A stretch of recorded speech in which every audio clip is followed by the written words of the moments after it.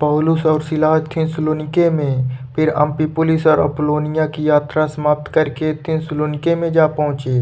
वहाँ यहूदियों का एक आराधनालय था। अपने सामान्य स्वभाव के अनुसार पौलुस उनके पास गया और 3 सप्ताह तक उनके साथ शास्त्रों पर विचार विनिमय करता रहा और शास्त्रों से लेकर उन्हें समझाते हुए यह सिद्ध करता रहा कि मसीह को यातनाएं झेलनी ही थी और फिर उसे मरे हुओं में से जी उठना था। वह कहता, यह यीशु ही मसीह है जिसका मैं तुम्हारे बीच प्रचार करता हूँ। उनमें से कुछ जो सहमत हो गए थे पौलुस और सिलास के मत में सम्मिलित हो गए। परमेश्वर से डरने वाले अनगिनत यूनानी भी उनमें मिल गए। इनमें अनेक महत्वपूर्ण स्त्रियां भी सम्मिलित थी, पर यहूदी तो हाड़ में जले जा रहे थे। उन्होंने कुछ बाजारू गुंडों को इकट्ठा किया और एक हुजूम बनाकर नगर में दंगे करा दिए।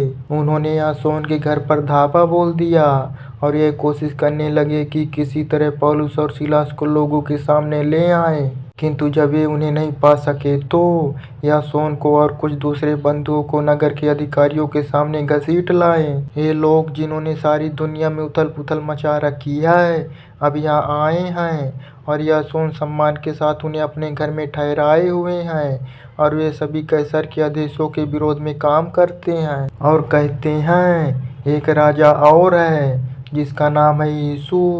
जब भीड़ ने और नगर के अधिकारियों ने यह सुना तो वे भड़क उठे और इस प्रकार उन्होंने यासोन तथा दूसरे लोगों को जमानती मुचलका लेकर छोड़ दिया। पौलुस और सिलास बिरिया में। फिर तुरंत रातों रात भाइयों ने पौलुस और सिलास को बिरिया भेज दिया। वहां पहुंचकर वे यहूदी आराधनालय में गए। ये लोग थिस्सलुनीके के लोगों से अधिक अच्छे थे। इन लोगों ने पूरा मन लगाकर वचन को सुना और हर दिन शास्त्रों को उलटते पुलटते यह जांचते रहे कि पौलुस ने जो बातें बताई हैं क्या ये सत्य हैं। परिणाम स्वरूप बहुत से यहूदियों और महत्वपूर्ण यूनानी स्त्रियां पुरुषों ने भी विश्वास ग्रहण किया। किंतु जब थिस्सलुनीके के यहूदियों को यह पता चला कि पौलुस बिरिया में भी परमेश्वर के वचन का प्रचार कर रहा है तो वे वहां भी आ थमके और वहां भी दंगे करना और लोगों को भड़काना शुरू कर दिया। इसलिए तभी भाइयों ने तुरंत पौलुस को सागर तट पर जाने को भेज दिया, किंतु सिलास और तीमुथियुस वहीं ठहरे रहे। पौलुस को ले जाने वाले लोगों ने उसे एथेंस पहुंचा दिया और सिलास तथा तीमुथियुस के लिए यह आदेश देकर कि वे जल्दी से जल्दी उसके पास आ जाएं, वहीं से चल पड़े। पौलुस एथेंस में तीमुथियुस और सिलास की प्रतीक्षा करते हुए नगर को मूर्तियों से भरा हुआ देखकर मन ही मन तिलमिला रहा था। इसलिए हर दिन वह यहूदी आराधनालय में यहूदियों और यूनानी भक्तों से वाद विवाद करता रहता था। वहाँ हाट बाजार में जो कोई होता वह उससे भी हर दिन बहस करता रहता। कुछ एपिकुरी और स्तोईकी दार्शनिक भी उससे शास्त्रार्थ करने लगे। उनमें से कुछ ने कहा, यह अंट शंट बोलने वाला क्या कहना चाहता है। दूसरे ने कहा, यह तो विदेशी देवताओं का प्रचारक मालूम होता है। उन्होंने यह इसलिए कहा था कि वह यीशु के बारे में उपदेश देता था और उसके फिर से जी उठने का प्रचार करता था। वे उसे पकड़कर अरियुपगुस की सभा में अपने साथ ले गए और बोले, क्या हम जान सकते हैं कि तू जिसे लोगों के सामने रख रहा है वह नई शिक्षा क्या है। तू कुछ विचित्र बातें हमारे कानों में डाल रहा है, सो हम जानना चाहते हैं कि इन बातों का अर्थ क्या है। वहाँ रह रहे एथेंस के सभी लोग और परदेशी केवल कुछ नया सुनने या उन्हीं बातों की चर्चा करने के अतिरिक्त किसी भी और बात में अपना समय नहीं लगाते थे। तब पौलुस ने अरियुपगुस के सामने खड़े होकर कहा, हे एथेंस के लोगों, मैं देख रहा हूँ कि तुम हर प्रकार से धार्मिक हो।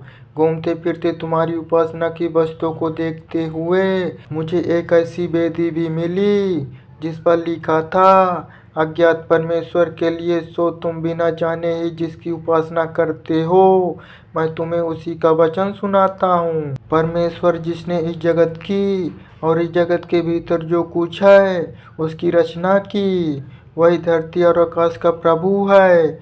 वह हाथों से बनाए मंदिर में नहीं रहता। उसे किसी वस्तु का अभाव नहीं है, सो मनुष्य के हाथों से उसकी सेवा नहीं हो सकती। वही सबको जीवन, सांसें और अन्य सभी कुछ दिया करता है।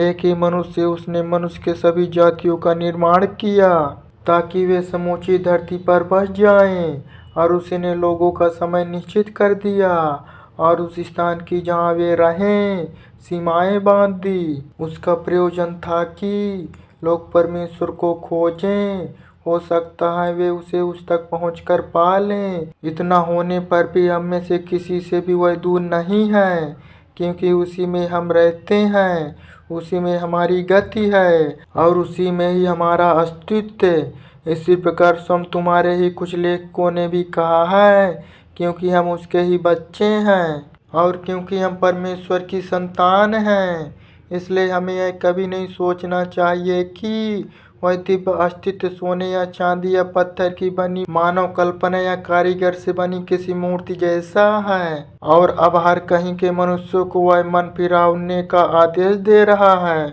ऐसे अज्ञान के युग की परमेश्वर ने अपेक्षा कर दी है। उसने एक दिन निश्चित किया है जब वह अपने नियुक्त किए गए एक पुरुष के द्वारा न्याय के साथ जगत का निर्णय करेगा। मरे हुओं में से उसे जिलाकर उसने हर किसी को इस बात का प्रमाण दिया है। जब उन्होंने मरे हुओं में से जी उठने की बात सुनी तो उनमें से कुछ तो उसकी हंसी उड़ाने लगे, किंतु कुछ ने कहा, हम इस विषय पर तेरा प्रवचन फिर कभी सुनेंगे। तब पौलुस उन्हें छोड़कर चल दिया। कुछ लोगों ने विश्वास ग्रहण कर लिया और उसके साथ हो लिए। इनमें अरियुपगुस का सदस्य दियोनिसियुस और दमरिस नामक एक महिला तथा उनके साथ के और लोग भी थे।